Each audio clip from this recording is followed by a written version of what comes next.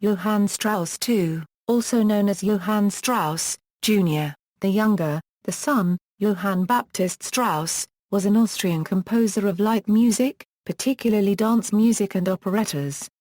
He composed over 500 waltzes, polkas, quadrilles, and other types of dance music, as well as several operettas and a ballet.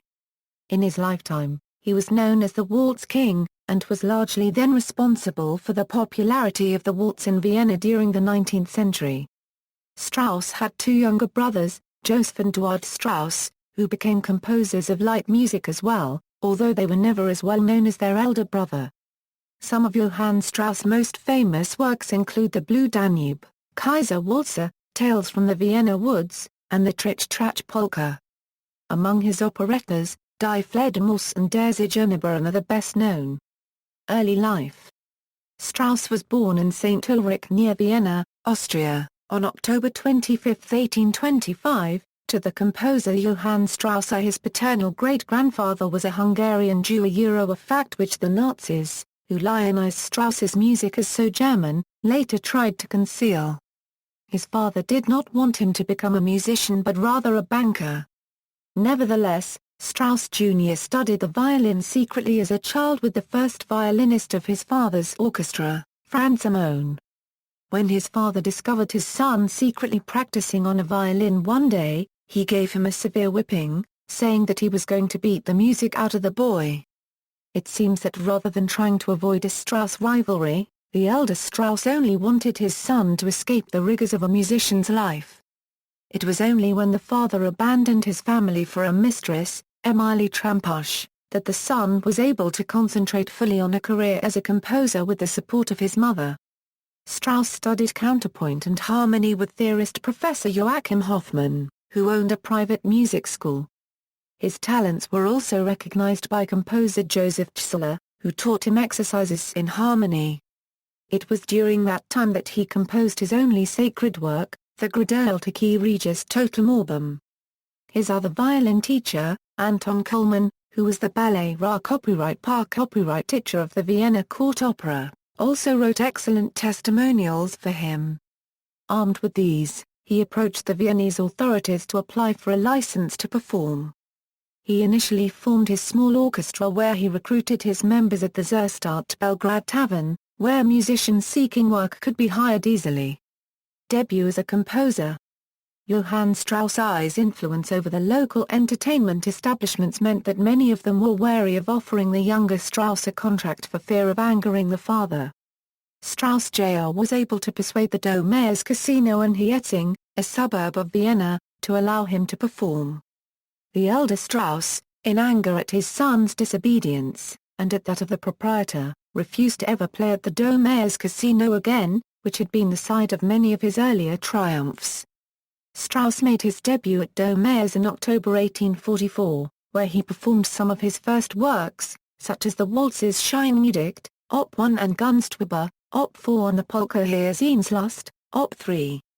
Critics and the press were unanimous in their praise for Strauss's music. A critic for Der Wanderer commented that Strauss' unregistered trademark's name will be worthily continued in his son. Children and children unregistered trademark's children can look forward to the future, and three-quarter time will find a strong footing in him. Despite the initial fanfare, Strauss found his early years as a composer difficult, but he soon won over audiences after accepting commissions to perform away from home. The first major appointment for the young composer was his award of the honorary position of Kapellmeister of the 2nd Vienna Citizens Regiment, which had been left vacant following Joseph Lanner's death 2 years before. Vienna was racked by the revolutions of 1848 in the Austrian Empire, and the intense rivalry between father and son became much more apparent. Johann Jr. decided to side with the revolutionaries.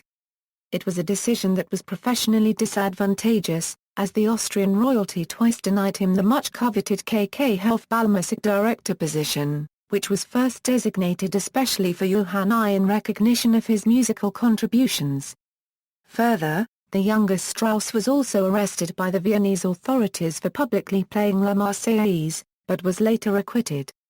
The elder Strauss remained loyal to the monarchy, and composed his Radetzky March, Op. 228, which would become one of his best-known compositions. When the elder Strauss died from scarlet fever in Vienna in 1849, the younger Strauss merged both their orchestras and engaged in further tours. Later, he also composed a number of patriotic marches dedicated to the Habsburg Emperor Franz Joseph I, such as the Kaiser Franz Joseph Marsch Op. 67 and the Kaiser Franz Joseph Rettungsjubel Op. 126, probably to ingratiate himself in the eyes of the new monarch, who ascended to the Austrian throne after the 1848 revolution. Career advancements: Strauss Jr. eventually surpassed his father's fame, and became one of the most popular waltz composers of the era, extensively touring Austria-Hungary, Poland, and Germany with his orchestra. He applied for the KK Hofballmusik music director of the Royal Court Balls position, which he eventually attained in 1863, after being denied several times before for his frequent brushes with the local authorities. In 1853, due to constant mental and physical demands, Strauss suffered a nervous breakdown. He took a 7-week vacation in the countryside in the summer of that year, on the advice of doctors. Johann's younger brother Joseph was persuaded by his family to abandon his career as an engineer and take command of Johann's orchestra in the interim. In 1855, Strauss accepted commissions from the management of the Tsarskoye Selo Railway Company of St. Petersburg to play in Russia for the Vauxhall Pavilion at Pavlovsk in 1856. He would return to perform in Russia every year until 1865. Later, in the 1870s, Strauss and his orchestra toured the United States, where he took part in the Boston Festival at the invitation of bandmaster Patrick Gilmore and was the lead conductor in a monster concert of over 1,000 performers, performing his Blue Danube waltz, amongst other pieces, to great acclaim. Marriages: Strauss married the singer Henrietta Treffz in 1862, and they remained together until her death in 1878. 6 weeks after her death, Strauss married the actress Angelika Dittrich. Dittrich was not a fervent supporter of his music, and their differences in status and opinion, and especially her indiscretion, led him to seek a divorce. Strauss was not granted a divorce by the Roman Catholic Church, and therefore changed religion and nationality, and became a citizen of Saxe-Coburg-Gotha in January 1887. Strauss sought solace in his third wife Adele Deutsch, whom he married in August 1887. She encouraged his creative talent to flow once more in his later years, resulting in many famous compositions, such as the operettas Der Zigeunerbaron and Waldmeister, and the waltzes Kaiser-Walzer Op. 437, Kaiser Jubilee Currency Op. 434, and Klugschalein Op. 462. Musical rivals and admirers. Although Strauss was the most sought-after composer of dance music in the latter half of the 19th century, stiff competition was present in the form of Carl Michael Zehrer and a Permel Mile-Waldteufel. The latter held a commanding position in Paris. Philipp Fabach also denied the younger Strauss the commanding position of the KK Hofballmusik director when the latter first applied for the post. The German operetta composer Jacques Offenbach, who made his name in Paris, also posed a challenge to Strauss in the operetta field. Strauss was admired by other prominent composers. Richard Wagner once admitted that he liked the waltz Wein, Weibung-Gesang Op. 333. Richard Strauss, when writing his Rosenkavalier waltzes, said in reference to Johann Strauss, "How could I forget the laughing genius of Vienna?" Johannes Brahms was a personal friend of Strauss. The latter dedicated his waltz Sidumnungen, Millionen, Op. 443, to him. A story is told in biographies of both men that Strauss's wife Adele approached Brahms with a customary request that he autograph her fan. It was usual for the composer to inscribe a few measures of his best-known music, and then sign his name. Brahms, however, inscribed a few measures from the Blue Danube, and then wrote beneath it, "Unfortunately, not by Johannes Brahms." Stage works. The most famous of Strauss' operettas are Die Fledermaus, Eine Nacht in Venedig, and Der Zigeunerbaron. There are many dance pieces drawn from themes of his operettas, such as Cagliostro Waltzer Op. 370, Osher Paragraph Near My Waltzer Op. 375, Rosen aus dem Saar 1 Quarter den Walzer Op. 388, and Kuss Walzer Op. 400, that have survived obscurity and become well known. Strauss also wrote an opera, Ritter Pasmaen, and was in the middle of composing a ballet, Aschenbrück Paragraph del, when he died in 1899. Death and legacy. Strauss was diagnosed with pleural pneumonia, and on June 3, 1899 he died in Vienna, at the age of 73. He was buried in the Zentralfriedhof. At the time of his death, he was still composing his ballet Aschenbrück Paragraph del. As a result of the efforts by Clemens Krauss, who performed a special all-Strauss program in 1929 with the Vienna Philharmonic, Strauss's music is now regularly performed at the annual Vienna New Year's concert.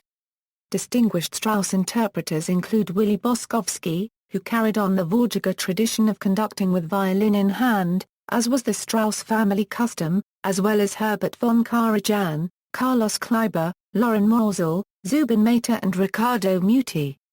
In addition, the Wiener Johann Strauss Orchestra, which was formed in 1966, pays tribute to the touring orchestras which once made the Strauss family so famous. In 1987, Dutch violinist and conductor André Copyright Rieu also created a Johann Strauss orchestra.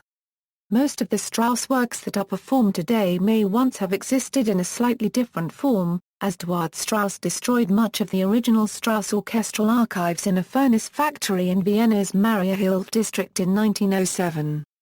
Eduard, then the only surviving brother of the three, took this drastic precaution after agreeing to a pact between himself and brother Joseph that whoever outlived the other was to destroy their works. The measure was intended to prevent the Strauss family's works from being claimed by another composer. This may also have been fueled by Strauss's rivalry with another of Vienna's popular waltz and march composers, Carl Michael Zehrer. 2 museums in Vienna are dedicated to Johann Strauss II. His residence in the Praterstrasse where he lived in the 1860s is now part of the Vienna Museum. The Strauss Museum is about the whole family with a focus on Johann Strauss II. Portrayals in the media. The lives of the Strauss dynasty members and their world-renowned craft of composing Viennese waltzes are also briefly documented in several television adaptations, such as The Strauss Family, The Strauss Dynasty and Strauss, The King of Three-Quarters Time. Many other films used his works and melodies, and several films have been based upon the life of the musician, the most famous of which is called The Great Waltz. Alfred Hitchcock made a low-budget biographical film of Strauss in 1933 called Waltzes from Vienna. After a trip to Vienna, Walt Disney was inspired to create 4 feature films. One of those was The Waltz King, a loosely adapted biopic of Johann Strauss, which aired as part of The Wonderful World of Disney in the U.S. in 1963. In Mikhail Bulgakov's 1940 novel, The Master and Margarita, Johann Strauss conducts the orchestra during Satan's Great Ball at the invitation of Behemoth. A Corny Concerto, a Warner Brothers cartoon, directed by Bob Clampett with animation by Robert McKimson, features music that was composed by Johann Strauss, and is a parody of Walt Disney's 1940 Fantasia.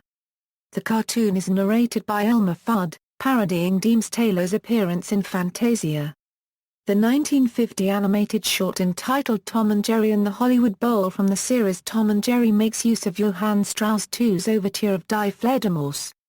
Another 1953 animated short Johann Mouse from the series Tom and Jerry features a mouse mesmerized by the playing of several Strauss waltzes by Johann Strauss himself, and later, by Tom. The 1968 film 2001, A Space Odyssey features perhaps his most famous work, The Blue Danube. Works. Notes. References, Gar Currency NZL, Kurt. The Encyclopedia of Musical Theatre. New York, Schirmer Books, 2001. Gartenberg, Egon. Johann Strauss The End of an Era. Penn State University Press. ISBN 978-0-271-01131-8. Traubner, Richard. Operetta, A Theatrical History. Garden City, New York, Doubleday and Company, 1983. Jacob, Heinrich Duard. Johann Strauss, Father and Son, A Century of Light Music. The Greystone Press, 1940.